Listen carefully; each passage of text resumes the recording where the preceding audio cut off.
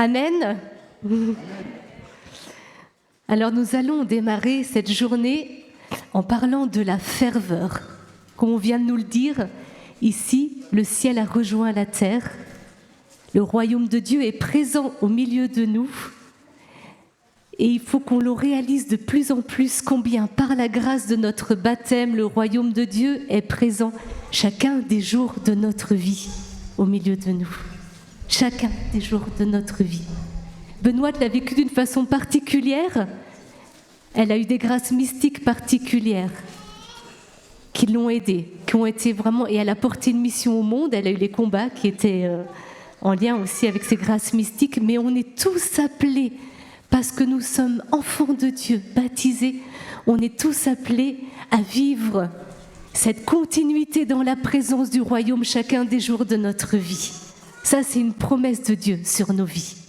Donc on va parler de la ferveur. Comment on dure dans la présence de Dieu? Comment on demeure jour après jour dans la présence de Dieu? Comment on grandit jour après jour dans la présence de Dieu? C'est une question, la ferveur, qui s'est posée dès le début pour les premiers chrétiens. Une fois que les persécutions se sont terminées, quand Constantin est devenu catholique, les premiers chrétiens se sont posé la question de durer, de demeurer dans la foi. Pendant les persécutions, en fait, chaque jour, ils savaient qu'ils risquaient leur vie. Chaque jour pouvait être le dernier. Chaque temps de prière, chaque communion pouvait être le dernier. Il y avait une ferveur dans leur cœur. Et quand l'Empire est devenu chrétien, l'Esprit Saint a soufflé dans le cœur de certains, les a emmenés au désert. Et c'est là qu'est né le monachisme. Ce désir de demeurer dans la ferveur, dans la présence de Dieu. Et il y a quelque chose que le Seigneur veut venir rejoindre durant cette session très concrètement dans nos vies. Sur des choses simples, pratiques de notre quotidien. Il y a une lumière que Dieu veut faire dans nos cœurs, dans nos vies, pour que nous réalisions qu'au fond de nos cœurs, dans notre façon d'être, il y a une posture spirituelle qui peut se déployer encore davantage aujourd'hui dans nos vies. Nous sommes appelés à vivre dans la présence du royaume, nous sommes appelés à vivre dans la ferveur. Et ce n'est pas d'abord dans le faire, c'est au niveau de notre être. Le pape François dit dans Christus Vivit, au paragraphe 262, « Sans des moments prolongés d'adoration, de rencontres priantes avec la parole, de dialogue sincère avec le Seigneur, les tâches se vident facilement de sens. Nous nous affaiblissons à cause de la fatigue et des difficultés, et la ferveur s'éteint. » Dans notre vie quotidienne, et on le sait, je pense qu'on l'a tous expérimenté, on a des hauts, des bas dans notre vie spirituelle. Et vous voyez, on est invité à comprendre les enjeux et ce qui se passe pour demeurer enracinés, pour qu'il y ait ce socle en nous, dans notre cœur, qui nous évite d'avoir ces hauts et ces bas. Parce que si on n'est pas enraciné dans la présence de Dieu, les tâches se vident facilement de sens. Le sens de ce que l'on va vivre, l'offrande de notre quotidien à Dieu et qui porte du fruit, qui porte vraiment une grande fécondité pour nous-mêmes, pour ceux qui nous entourent, pour le monde, les tâches se vident de sens. Nous nous affaiblissons à cause de la fatigue et des difficultés. La fatigue et les difficultés deviennent plus pesants dans notre cœur, dans notre vie, et la ferveur s'éteint. Et c'est un vrai encouragement pour nous de réaliser combien ce don de la ferveur nous est donné pour notre quotidien. Jour après jour, Dieu veut nous donner sa grâce et jour après jour, nous pouvons lui demander et nous pouvons l'accueillir. Nous sommes appelés à vivre plus dans notre être. Là, on n'est pas en train de parler du faire, on est en train de parler de la façon dont nous sommes en Dieu, dont nous sommes posés, enracinés en Dieu. Au-delà de nos émotions, c'est-à-dire au-delà des difficultés, au-delà de tout ce que l'on peut traverser, comment Dieu peut venir à notre secours à chaque moment de notre journée, parce que nous lui avons dit un oui. Parce que nous avons compris que Dieu est Dieu dans notre vie et que nous avons besoin de le laisser être Dieu dans notre vie. Et c'est pour plein de petites choses. Et là, ce que je vous dis, je le dis aussi pour moi, nous avons besoin de nous encourager les uns les autres à demeurer dans la ferveur. Nous avons besoin. Et je m'auto-encourage et ça me fait du bien. Nous avons besoin de nous encourager les uns les autres. Quand on voit l'histoire de l'Église, on voit que les changements qui se sont opérés dans l'Église se sont faits parce que l'Esprit Saint a trouvé des gens fervents et donc disponibles pour que les réveils puissent advenir. Et ça, c'est notre responsabilité à tous, chacun de nous. On a tous une place unique. Chacun de nous a sa place aujourd'hui dans l'Église et doit la prendre spirituellement. Donc c'est très important pour nous de nous encourager mutuellement dans la ferveur. Le pape François, dans Christus Vivit, nous dit aussi autre chose. Au paragraphe 161, il parle de la croissance spirituelle. Parce qu'en effet, quand on demeure dans la ferveur, on grandit, on avance. En fait, dans la vie, on ne peut pas être stable. Des fois, on a l'impression qu'on a passé des caps importants dans notre vie, et puis on arrive à un moment donné où, ça y est, on a acquis une certaine stature, on a notre groupe de prière, on a nos habitudes spirituelles, et on a l'impression que ça y est, là, on peut se poser, on est arrivé. Non. En fait, dans la vie spirituelle, soit on monte, ou soit il y a quelque chose qui décline. Et vous voyez, on perd la ferveur parce qu'on est dans des habitudes, et on se laisse pas renouveler dans la nouveauté sans cesse par le Saint-Esprit. Intérieurement, là je vous parle vraiment de ce jardin secret que l'on a avec Dieu, ce lieu d'intimité avec lui, ce lieu de cœur à cœur avec Dieu. Et le pape nous dit ceci: croître, grandir, c'est être ouvert à purifier ce qui n'est pas bon et à recevoir de nouveaux dons de Dieu qu'il t'appelle à développer. Parfois, le complexe d'infériorité peut te conduire à ne pas vouloir voir tes défauts et tes faiblesses. Et tu peux, de la sorte, te fermer à la croissance et à la maturation. Il est mieux de te laisser aimer par Dieu, qui t'aime comme tu es, qui t'estime et te respecte, mais qui aussi te propose toujours plus de son amitié, plus de ferveur dans la prière, plus de faim de sa parole, plus de désir de recevoir le Christ dans l'Eucharistie, plus de désir de vivre son évangile, plus de force intérieure, plus de paix et de joie spirituelle. Et c'est important pour nous de réaliser que parfois, hier soir, on a parlé de faire mémoire des passages de Dieu dans notre vie. Et vous voyez l'attitude de cœur que l'on avait dans ces moments-là où Dieu est intervenu avec force et puissance. C'était des caps importants dans notre vie. On doit sans cesse y revenir. C'est dans cette attitude de cœur-là qu'on grandit dans la foi, qu'on demeure en Dieu. Et il y a quelque chose qui se passe et on s'attend à la nouveauté de Dieu. On s'attend à plus. Pour nous-mêmes, pour le monde, pour ceux qui nous entourent, pour l'Église, on s'attend à plus. Et là, le pape nous le dit, Dieu nous propose, donc c'est une invitation. Je peux y répondre comme je peux ne pas y répondre, mais Dieu nous propose toujours plus. Dieu nous propose toujours de renouveler notre intelligence pour nous emmener plus loin que ce que l'on comprend, de ce que l'on perçoit, de la vie spirituelle, de la communion avec lui. Et ça prend du temps, ce chemin-là. C'est pour ça qu'on n'est jamais arrivé. Laissons-nous vraiment bousculer par le Seigneur. Laissons la ferveur nous faire désirer toujours plus, s'attendre à quelque chose de nouveau, être des serviteurs qui sont en attente de l'arrivée du Maître, qui sont prêts, qui sont taqués. Qu'on ait toujours cette attitude de cœur-là au fond de nous. Pour que le Seigneur puisse se servir de nous comme il a besoin. Qu'il puisse nous envoyer vers une personne pour lui donner une parole d'encouragement. Qu'il puisse se servir de nous pour consoler quelqu'un. qui puisse se servir de nous pour aller encourager, prendre soin, être là sur des problèmes matériels concrets. Le Seigneur a besoin de fervents serviteurs. Si notre cœur est ouvert et disponible, on peut répondre aux appels de l'Esprit et on les entend. Donc c'est important pour nous. Dans la joie de l'Évangile, le pape François nous dit encore, j'aime beaucoup ces paroles, elles sont claires, donc voilà, c'est plus simple de le laisser parler.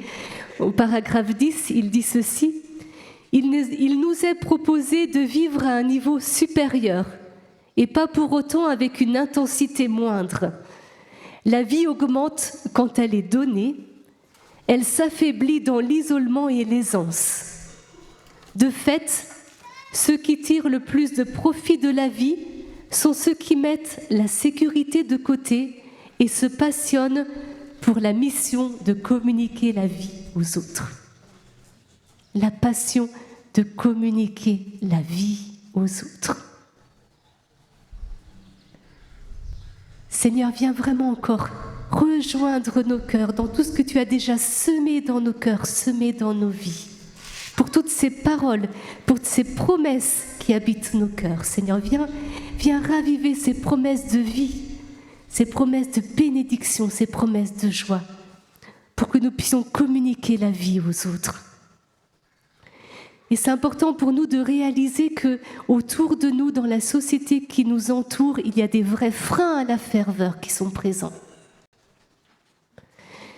Et le pape nous en cite 3, il parle de l'accentuation de l'individualisme, d'une crise d'identité et d'un pessimisme stérile. Et tout ça, en fait, il dit que ça vient vraiment créer une baisse de ferveur dans l'Église et dans le monde. Et notamment, je trouve que le pessimisme stérile, il l'explique comme ça, dans la joie de l'Évangile, au paragraphe 84 et 85. La joie de l'Évangile est celle que rien et personne ne pourra jamais enlever. La joie de l'Évangile est celle que rien et personne ne pourra jamais enlever. Les maux de notre monde et ceux de l'Église ne devraient pas être des excuses pour réduire notre engagement et notre ferveur. Prenons-les comme des défis pour croître. En outre, le regard de foi est capable de reconnaître la lumière que l'Esprit Saint répand toujours dans l'obscurité, sans oublier que là où le péché s'est multiplié, la grâce a surabondé. Une des plus sérieuses tentations qui étouffe la ferveur et l'audace est le sens de l'échec, qui nous transforme en pessimistes mécontents et déçus au visage assombri.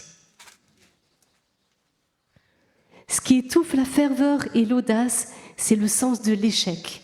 On a l'impression que ça y est, c'est fichu. Personne ne peut engager une bataille si auparavant il n'espère pas pleinement la victoire. Celui qui commence sans confiance a perdu d'avance. La moitié de la bataille est enfouie et a perdu d'avance la moitié de la bataille et enfoui ses talents. Celui qui commence sans confiance a perdu d'avance la moitié de la bataille et enfoui ses talents. Les promesses de Dieu, elles sont là sur nos vies. Et on sait qu'à la fin, ça se finit bien. On a des promesses de vie et de vie éternelle qui reposent sur nous.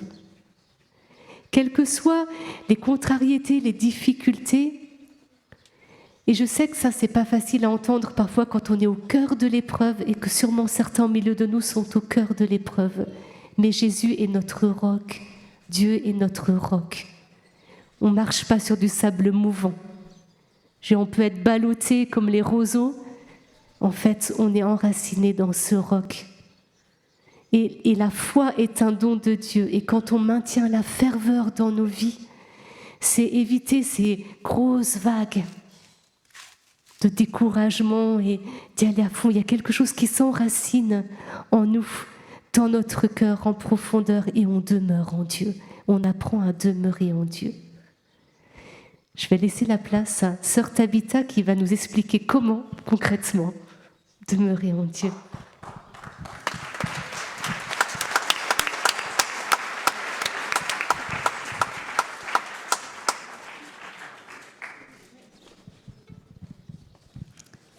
Est-ce que vous allez bien? Ouais, parce qu'on sent la ferveur, je ne sais pas vous, mais depuis hier soir, il y a quelque chose de chouette qui se vit. Donc on va continuer dans cette thème-là.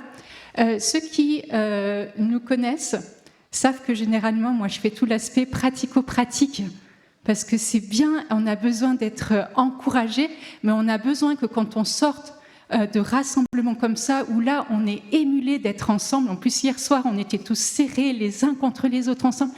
Et ça a vraiment fait la communion entre nous. On a besoin que quand on reparte, on ait vraiment des pistes qui sont concrètes. Excusez-moi, je m'installe. Alors, on va parler d'abord de notre vie personnelle, parce que c'est ça qui nous intéresse en premier lieu. Comment est-ce qu'on demeure dans la ferveur de façon personnelle ? Je vais vous citer 3 petites choses. Personne ne peut être fervent à ta place. N'attends pas de ton voisin qu'il soit fervent à ta place. N'attends pas de ton groupe de prière qu'il soit fervent à ta place. Tu as ta propre responsabilité avec la grâce de Dieu et avec l'agir de Dieu, avec la puissance du Saint-Esprit pour te maintenir dans la ferveur. Et on va voir que la ferveur, la fidélité et la persévérance, ça va ensemble. Si je décroche, ça on l'a vu tout à l'heure, la ferveur va décroître. Donc on a besoin en fait de tenir ce trépied en fait, ferveur, fidélité et persévérance. On a besoin de rester fidèle aux promesses de Dieu sur nos vies. Ça c'est une constante depuis qu'on est petit, peu importe l'âge, même à 90 ans, 92 ans, 93 ans, d'apprendre à continuer à être fervent sur les promesses de Dieu dans nos vies. Et il y a des promesses qui nous concernent tous. Et il y en a des quantités. Je vous cite juste ce que moi j'aime bien. Je suis désolée, je vais vous citer ce que moi j'aime bien. Vous avez dans le Deutéronome chapitre 30 au verset 19, Deutéronome chapitre 30 verset 19, j'en prends aujourd'hui à témoin contre vous le ciel et la terre. J'ai mis devant toi la vie et la mort, la bénédiction et la malédiction. Choisis la vie afin que tu vives, toi et ta postérité. C'est une promesse de Dieu pour chacun. Et il y en a plein dans la Bible. Si tu as besoin de te ressaisir d'une promesse, va voir dans la Bible la promesse qui te correspond. Et ça nous concerne tous. Et on a besoin de faire des choix pour aller se saisir de cette promesse, rester fervent dans cette promesse et rester fidèle dans cette promesse. Je lisais cette semaine le témoignage d'un jeune de 23 ans atteint de la myopathie de Duchenne. Et son témoignage disait que quand il était adolescent, il a été dans un centre avec d'autres adolescents handicapés. Et il les a vus qui étaient tellement tristes. Et lui, il est arrivé dans ce même état de tristesse, de découragement. Et à un moment, il s'est dit, moi, je crois en Dieu. Et il a cité, en fait, ce passage qu'il a pris pour lui. Il dit, Dieu me demande de choisir la vie et je vais faire un choix de vie. Et ça a été le début d'un bascule et il est rentré dans la ferveur. Aujourd'hui, vous le voyez, ça n'empêche pas sa maladie. Mais il a un sourire et il s'est saisi des promesses de Dieu sur sa vie et il est rentré dans des promesses où on lui a dit qu'il y a des choses qu'il ne ferait pas à cause de sa maladie et il a fait mentir les choses qu'on a dit qu'il ne ferait pas à cause de sa maladie.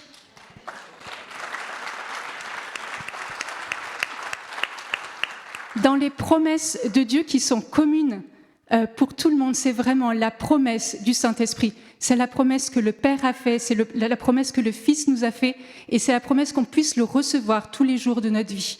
Et donc on apprend à être ferveur, cette ferveur en fait quotidienne dans l'accueil et le fait de vivre du Saint-Esprit. C'est une promesse en fait pour tous les jours de notre vie. Et c'est l'évangile de Luc qui nous le rappelle au chapitre 11, verset 13. Luc 11, 13. Si donc, méchants comme vous l'êtes, vous savez donner de bonnes choses à vos enfants, à combien plus forte raison le Père Céleste donnera-t-il le Saint-Esprit à ceux qui le lui demandent ? À ceux qui le lui demandent, c'est peut-être juste la condition. je demande le Saint-Esprit, je reçois le Saint-Esprit. Le Père n'est pas avare, en fait. Et donc, on a besoin effectivement de tous les jours de notre vie se rappeler que nous sommes enfants de Dieu et que nous vivons cette vie filiale que le Saint-Esprit nous donne de vivre, dans lequel il nous fait rentrer, en fait, tous les jours de notre vie. Il n'y a pas un jour où on n'est pas enfant de Dieu. Ça ne marche pas. Il y a des fois où on se sent peut-être moins enfant de Dieu. Mais tous les jours, je suis enfant de Dieu et je peux vivre du Saint-Esprit à partir du moment où je le demande le matin quand je me lève. Et il y a ces promesses de Dieu particulières sur la vie de chacun. Il y a toutes ces promesses qui sont pour tout le monde et il y a des promesses pour moi qui sont particulières à ma vie et il y a des promesses pour chacun de vous qui sont différentes. Et c'est parce que le rêve que Dieu avait en nous créant était juste différent. Et on a besoin de rentrer dans le rêve que Dieu avait en nous créant. C'est pourquoi Dieu nous a créés. Donc on apprend à rentrer dans son appel propre et on apprend à être fidèle et fervent dans son appel. Et donc on a besoin, et c'est ce que le frère Daniel Marie nous a rappelé, c'est aller se ressaisir des grâces qui reposent sur notre vie, des moments où Dieu a parlé sur nos vies, de ce qui nous sommes, en fait, tout simplement. Et il n'y a pas 36 000, il y a plein de passages de Dieu dans notre vie. Mais Dieu, il a dit une chose, deux choses, trois choses. Et de temps en temps, excusez-moi, on attend des choses encore alors qu'on sait ce que Dieu a déjà dit. Et il l'a dit une fois, il l'a dit deux fois, il l'a dit trois fois. Et on continue à attendre quelque chose au lieu de rentrer et d'y vivre, en fait, comme une promesse à accueillir, à rentrer et à déployer. N'attendons pas midi à 14h, n'attendons pas des prophéties à ne pas en finir. Vivons ce que Dieu a dit sur nos vies. C'est pas plus compliqué que ça, la vie chrétienne.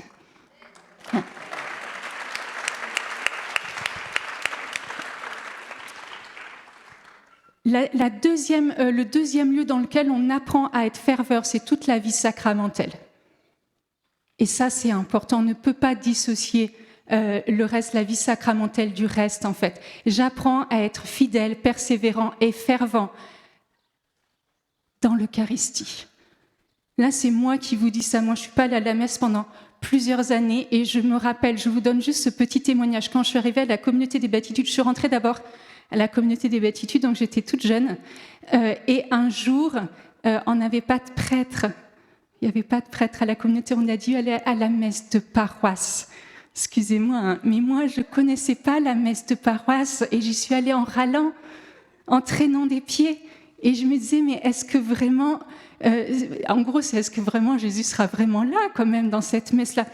Je vous assure, je ne vais pas vous expliquer ce qui s'est passé, mais Dieu m'a tellement repris. Dieu m'a chicoté, comme on dit dans certains pays, mais Dieu m'a bien repris, m'a montré que sa gloire était la même. Peu importe que les musiciens sont topissimes, ou si c'est une petite mamie qui fait chanter, qui n'a plus de voix, Dieu est le même, en fait. Et je vous assure, j'ai fait une belle leçon. Dieu est le même et qu'on a besoin de continuer à être fervent dans nos lieux, peut-être de campagne, où des fois on se dit mais c'est tellement pauvre, c'est tellement triste. Arrivons avec un cœur fervent parce qu'on sait ce qui va se passer et on sait ce qu'on va recevoir et on sait les promesses en fait qu'il y a. Et on a besoin d'être fervent quand on va à la messe, le plus souvent possible. Et même pour ceux qui ne peuvent pas communier, ça n'empêche pas d'aller à la messe, le cœur fervent, parce que Dieu est capable de tout et de nous remplir en fait de façon extraordinaire, même sans pouvoir recevoir en fait le corps et le sang du Seigneur. Dieu est capable de nous remplir de la même façon. On a besoin en fait d'expérimenter que c'est pas les circonstances, c'est pas l'environnement qui fait le reste, c'est parce que Dieu est là et c'est Dieu qui me rend fervent. On a besoin aussi d'apprendre à être fidèle dans le sacrement de confession. On a plein de prêtres. C'est vrai que je crois que ça faisait longtemps que je n'avais pas vu autant de prêtres. Profitons de cette grâce-là pour déposer tout ce qui nous pèse, tout ce qui fait qu'il y a des choses vraiment qui nous empêchent d'avancer justement dans la ferveur. Et déposons tout ça et n'ayons pas peur, allons chercher nos prêtres. Et profitons de tous les dons de grâce en fait pour accueillir la grâce de Dieu. On a vraiment besoin d'apprendre, de réapprendre et de continuer, de persévérer dans la fidélité à la vie sacramentelle. On a besoin de rester fervent, et ça je pense que vous allez attendre ce qui se passe dans notre vie de prière. On ne peut pas attendre que les autres fassent notre vie de prière en fait. Si tous les jours je ne prends pas un temps de prière, il y a quelque chose qui va finir par s'étioler dans ma vie, en fait. J'ai besoin de ces temps privilégiés avec Dieu. J'ai besoin de ce contact avec Dieu. J'ai besoin de réaliser, en fait, que ma vie de prière, c'est ultra nécessaire comme manger, comme boire. Manger, c'est peut-être pas le plus nécessaire, mais boire, c'est ultra nécessaire. Je ne peux pas vivre une journée sans boire, je peux vivre une journée sans manger.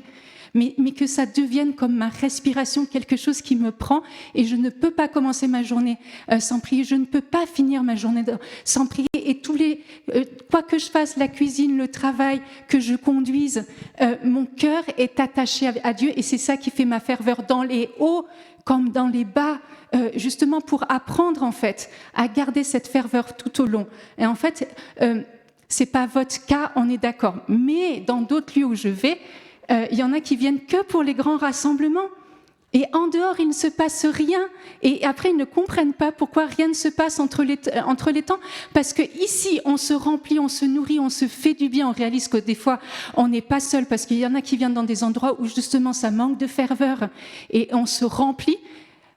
Mais ce n'est pas ça qui va faire le reste. Après, il faut qu'on rentre. Et si ma vie de prière n'est pas enracinée, du coup, au bout d'un moment, je ne vais pas comprendre pourquoi tout ce que j'ai reçu, ça ne va pas, en fait, et je décline, etc. Je dois apprendre à être accroché à Christ, peu importe le temps, peu importe les circonstances. Jésus doit être le premier dans ma vie. Je dois aussi apprendre à lire la parole de Dieu. Je suis désolée, c'est des leitmotifs tellement importants. Mais il y a un truc qui me marque, je m'appelle Sœur Tabitha, pour ceux qui ne savent pas. Quand je rencontre quelqu'un, on va dire, de chrétien, la personne qui me dit « Tabitha, oh, c'est trop génial, c'est un prénom biblique », généralement, ce n'est pas les catholiques. Qui savait que Tabitha, c'était dans la Bible? Non, mais ceux qui me connaissent.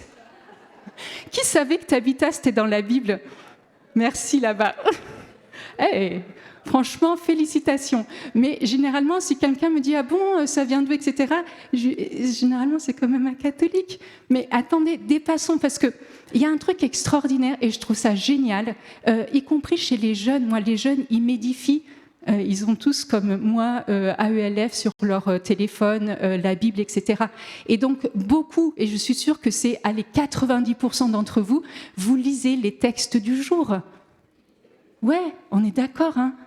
Mais vous savez qu'il y a des textes qui ne sont pas dans les textes du jour, et que du coup, si on ne lit pas la Bible, il nous manque des passages. Et de temps en temps, j'en ai qui me disent « Ah bon, ça c'était dans la Bible ?» Oui, c'était dans la Bible, mais c'est pas parce c'est pas en fait dans la liturgie que c'est pas dans la Bible. Et on doit réapprendre la saveur que c'est, et que ça donne consistance à nos vies en termes de ferveur, que le fait de lire la Bible. C'est hyper important parce que Dieu nous parle, Dieu nous restaure, Dieu nous forme, Dieu nous déforme pour nous reformer. Parce que de temps en temps, nous sommes un peu déformés. Enfin, en tout cas, moi, je me suis rendu compte que j'étais pas mal déformée. Et la parole de Dieu fait ce travail-là, en fait. Et c'est dans le combat spirituel, la parole, c'est vraiment ultra nécessaire. Et donc, c'est un vrai encouragement que la parole de Dieu soit réellement une nourriture pour nos vies. Et je vous lis du coup ce verset, vous connaissez normalement par cœur, de la lettre aux Hébreux, chapitre 4, verset 12. « Vivante en effet est la parole de Dieu, efficace et plus incisive qu'aucun glaive à deux tranchants. Elle pénètre jusqu'au point de division de l'âme et de l'esprit, des articulations et des moelles. Elle peut juger les sentiments et les pensées du cœur. » C'est extraordinaire. On a une puissance extraordinaire dans la parole de Dieu qui est sous-exploitée. Mais soyons des amoureux de la parole de Dieu. Alors, la ferveur dans la mission. On n'est pas fervent simplement pour soi. On n'est pas chrétien pour soi. On est chrétien parce que le monde a besoin de voir nos visages rayonnants et lumineux de la gloire de Dieu, même quand on est dans l'épreuve, mais parce que le monde a besoin et Dieu nous équipe et nous rend fervents, nous mandate pour la mission, et on doit apprendre à être fervent dans la mission. La mission, c'est pas toujours partir à Tahiti choisi des endroits sympas pour l'été, quoi. L'été, aller en Guadeloupe, des choses comme ça. Il n'y a pas que ces endroits-là. Le boucher du coin, le malade qui est à l'hôpital. Moi, je vais acheter ma voiture. Je suis arrivée sur Nancy. Heureusement, il y a quelques Nancéens. Mais voilà, le réseau du tram, alors surtout aujourd'hui, ça ne fonctionne pas, mais quand vous êtes infirmière, vous commencez à 6h du matin avec le réseau, à un moment, je me dis, si je veux travailler, il faut que j'ai une voiture. Je vais acheter ma voiture. Le gars, au lieu de me vendre ma voiture, il me demande, mais comment vous avez rencontré Dieu, quoi? Et j'ai envie de dire, mon gars, je suis un peu en ce moment, j'ai pas le temps. Et mais en fait, en gros, je ne pouvais pas avoir ma voiture avant de lui avoir témoigné comment Dieu était venu me rencontrer, etc. Et le gars me sort, moi, je suis rentrée dans la franc-maçonnerie pour rencontrer Dieu, et vous avez rencontré Dieu, quoi. Et c'est marrant parce que du coup, comme j'achète ma voiture, et un truc que je n'ai fait qu'une seule fois de ma vie, j'ai oublié mon portefeuille sur son bureau. Donc le gars, il m'appelle et dit, vous avez oublié votre portefeuille. Ouais, j'ai bien vu. Et il me dit, je vous le rapporte ce soir. Donc il me le rapporte à la maison. Et on a encore parlé pendant une bonne heure. Mais c'est-à-dire que vous pouvez aller n'importe où. Demandez à Ruth aussi, elle ne peut pas s'empêcher d'aller même à la banque et on lui demande comment ça se fait qu'elle est sœur consacrée. Enfin, il y a quelque chose, peu importe, prenez le train, prenez l'avion, marchez dans la rue, il y a plein d'occasions. Et pour ceux qui sont limités parce qu'il y a un handicap, etc., la prière n'est pas limitative et ne dépend pas de notre état général de santé. Ouvrez les informations et rentrez dans l'intercession, qui est une forme de mission que le Seigneur nous confie. Et il y a un zèle dans la mission, parce que sinon, vous savez ce qu'on fait, et on est tous pareils parce qu'on est tous humains. Dès que ça ne va pas, on se regarde et on commence à rentrer dans le pessimisme. Oui, ça ne va pas, Seigneur, tu m'as oublié, blablabla, blablabla, blablabla. Et vous savez quoi ?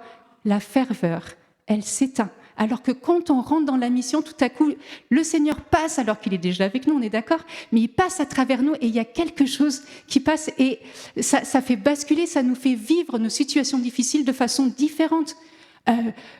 Moi, je me rappelle des fois où j'avais pleuré et ça se voyait que j'avais pleuré parce que j'avais les yeux tout bouffis et tout rouges et je dois prendre le micro et c'est toujours les temps où les gens viennent te dire « Oh, c'était trop bien !»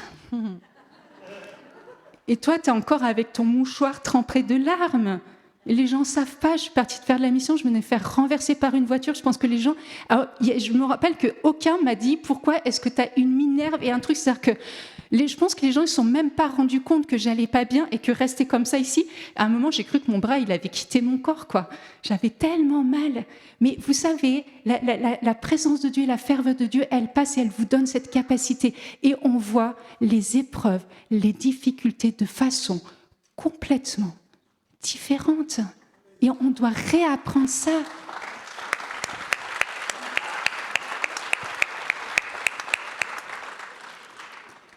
Ça, c'était la partie sur la ferveur personnelle. Je voudrais parler au groupe de prière. Est-ce qu'il y en a qui sont membres de groupe de prière ? Normalement, c'est à peu près tout le monde. Voilà. Mais c'est juste comme ça, on s'entend. Hein. Moi, je vous vois, je vous ai vu lever la main. Qui c'est qui est responsable d'un groupe de prière ? Pas mal. Je parle pour vous. Entre autres. Les autres, vous prenez tous votre part. Mais il faut qu'on apprenne à être ferveur sur le plan communautaire. Là, je voudrais parler de façon spécifique au groupe de prière. Il faut qu'on apprenne à être fervent et persévérant et fidèle dans la vision de pourquoi Dieu a suscité ce groupe de prière.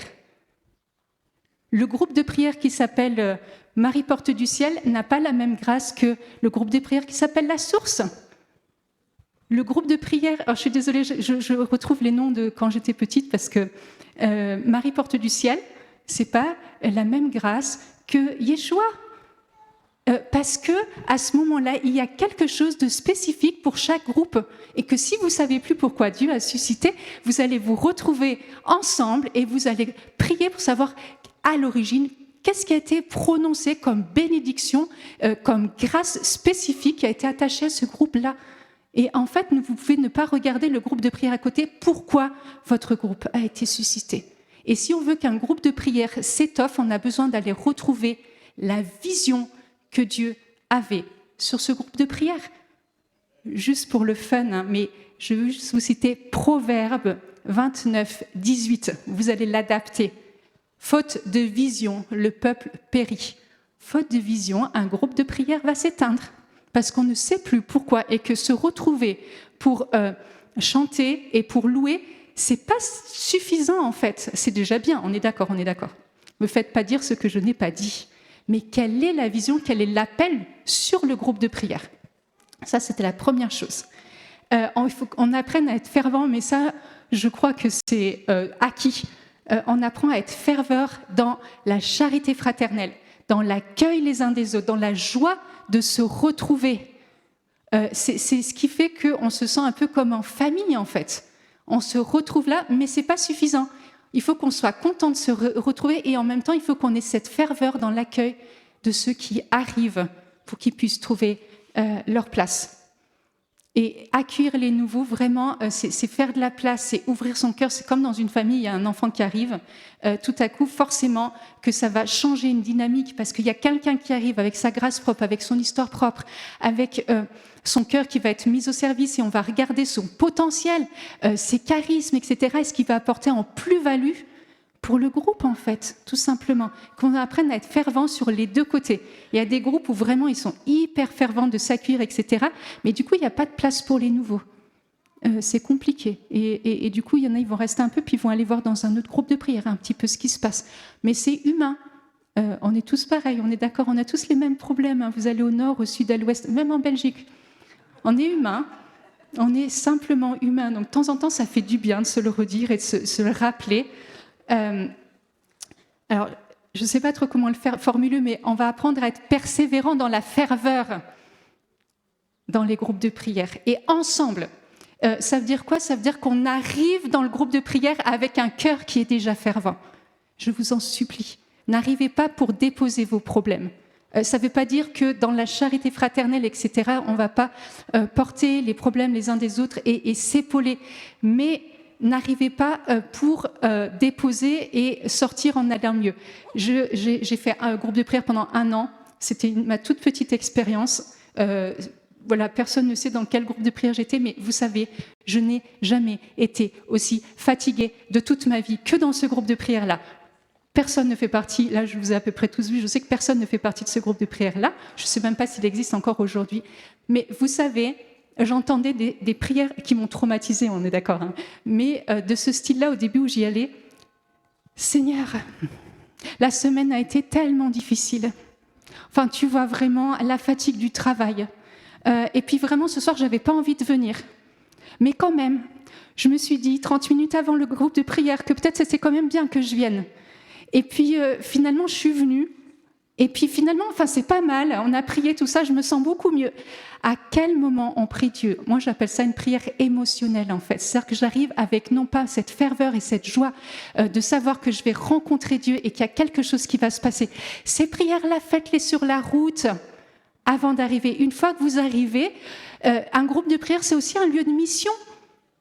On est d'accord, si les nouveaux qui arrivent vous entendent prier de ce style-là, vous pensez qu'ils vont avoir envie de rester? Non, ils vont se dire, c'est quoi ce style de prière? Et vous savez quoi? Moi, physiquement, quand j'entends ce style de prière, vous savez ce que je fais? J'ai l'impression de faire ça, qu'il y a une espèce de chape de plomb, en fait, qui se met dessus. Voilà, j'ai eu d'autres prières du style, ça c'est les prières que j'ai retenues, mais Seigneur, aujourd'hui c'est mon anniversaire, c'est très bien et c'est génial, faites-le après. Et là, tout le monde arrête la louange, joyeux anniversaire. Sérieux, on est où, quoi? C'est pas le but du groupe de prière. Je pense que vous allez vous retrouver. Je suis désolée, hein. mais soyons zélés quand on arrive. Et vous savez, je sais qu'il y en a beaucoup qui sont des fois en souffrance dans les groupes de prière en disant on ne voit rien arriver. Attendez-vous à ce que Dieu fasse quelque chose. Attendez-vous à la nouveauté. Et c'est pas grave si vous bousculez vos programmes et vos habitudes, c'est bon. Parce qu'au bout d'un moment, en fait, vous allez voir que Dieu va passer et Dieu va renouveler. Là, je suis hyper touchée parce que je vois des groupes de prière qui commencent à bouger. Et il y a des nouveaux qui arrivent et il y a des choses qui sont en train de se passer qu'on ne voyait plus il y a encore 2, 3, 4, 5 ans. Avant, je ne savais pas trop, mais voilà. Et c'est toujours intéressant. Il y a quelque chose que Dieu veut faire aussi là-dedans. Mais c'est notre responsabilité. C'est Dieu qui va faire, on est d'accord. Notre responsabilité, c'est d'arriver avec un cœur fervent parce que je sais que quelque chose va se passer et j'arrive pour voir la gloire de Dieu. J'arrive parce que je crois que la gloire de Dieu va se déverser dans ce groupe de prière et que si j'y vais, c'est pas pour ressortir encore plus fatiguée que quand j'y suis arrivée. Amen. En tout cas, moi, quand je vais prier, j'ai pas envie de ressortir plus fatiguée. On est d'accord, hein? J'ai envie de ressortir en plus, j'ai des chaussures qu'on m'a données ce matin, donc je me sens vachement bien, on peut danser avec et tout ça. Mais j'ai envie de sortir en me disant, il s'est passé quelque chose, j'ai touché Dieu du doigt, et de repartir pour ma semaine. Qui a envie d'aller dans le groupe de prière dans cet état-là pour ressortir parce qu'ils ont touché du doigt quelque chose de l'agir de Dieu? Est-ce que c'est ce que vous voulez voir dans vos groupes de prière? Amen, oui. Amen. Amen. Vous emmènerez les enregistrements et vous faites... C'est ça qu'on veut voir. Donc voilà, et donc du coup, effectivement, le temps de prière doit être vraiment un temps fervent. Et on a besoin d'apprendre à être fervent dans le Saint-Esprit. Je vais juste vous dire un petit truc. On est en famille, on est d'accord. Hein.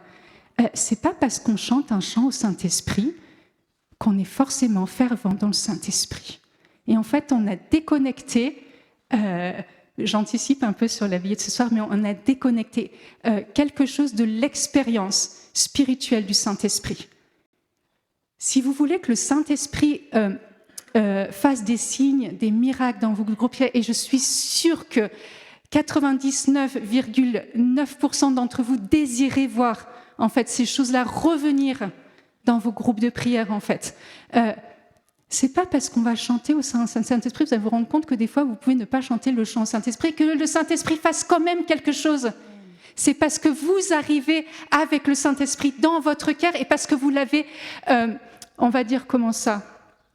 Parce que du coup, dans votre vie de prière personnelle, vous l'avez prié toute la semaine, que vous avez une réelle intimité avec le Saint-Esprit, que quand vous arrivez dans votre groupe de prière, il est capable de se déployer. Et des fois, il n'a même pas besoin d'attendre le chant au Saint-Esprit ou le chant en langue. Amen. C'est parce que la ferveur qui est dans mon cœur, l'intimité, elle va se déverser. Franchement, on était en mission en Martinique en février. Bon, on était dans un groupe de prière. On a fait 4 jours. Et le dernier jour, vous savez, en fait, la grâce de Dieu, elle nous a tellement précédés qu'il a commencé à y avoir des repos pendant la messe. Or, le prêtre qui a célébré la messe, il n'était même pas présent pendant les 4 jours. Il arrivait juste pour célébrer la messe. Et en fait, on a vu l'onction qui montait. Et vous savez quoi, on s'est dépêché de manger parce que le traiteur avait apporté le repas et que c'était vachement bon. Mais du coup, à ce moment-là, on voyait l'onction, on sentait l'onction, on s'est dit, on va quand même manger. Et on a mangé rapidement.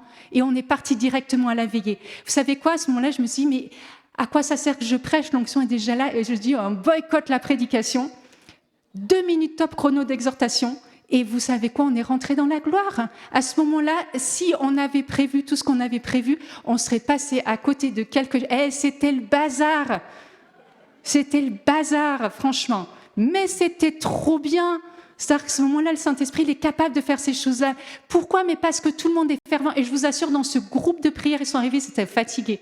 Ils étaient vraiment fatigués. Mais ils sont fervents. Ils sont fervents, en fait. C'est incroyable, quoi. Celui-là, en Martinique, allez les voir, franchement. C'est un super groupe. Et on a besoin, en fait, d'arriver en disant, déjà, le Saint-Esprit est déjà là. Le Saint-Esprit précède. Il n'attend pas, en fait, qu'on ait tout mis en place pour arriver, heureusement, pour nous, parce que vous savez, 1h30, ça passe vite.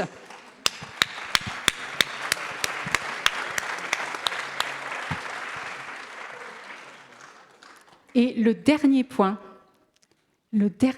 après on va prier un chouïa, mais le dernier point, je veux juste rappeler une toute petite chose, mais on apprend dans les groupes de prière, c'est pas grave, même s'il n'y a pas de gros charisme, de louange en fait, Dieu est capable quand même de faire des choses incroyables avec ça.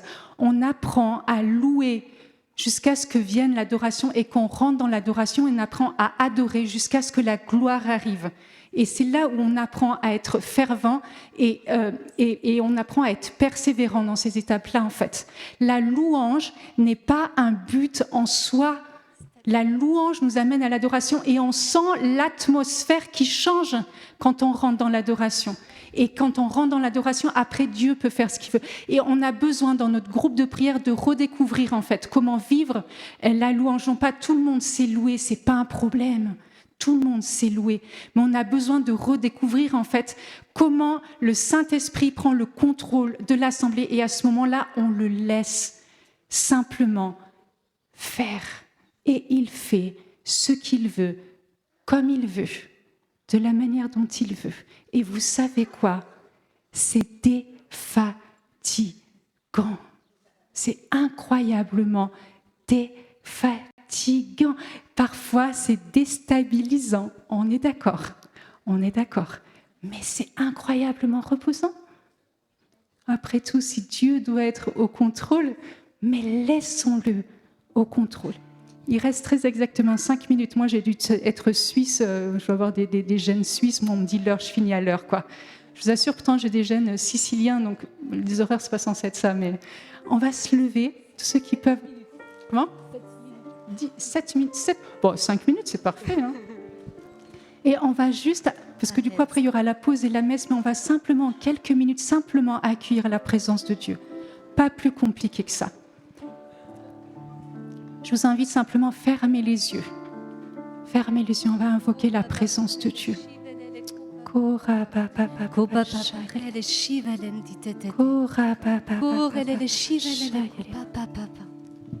Fermez les yeux. Saint-Esprit n'est pas à droite et pas à gauche, il est en priorité dans ton cœur. Oh Saint-Esprit.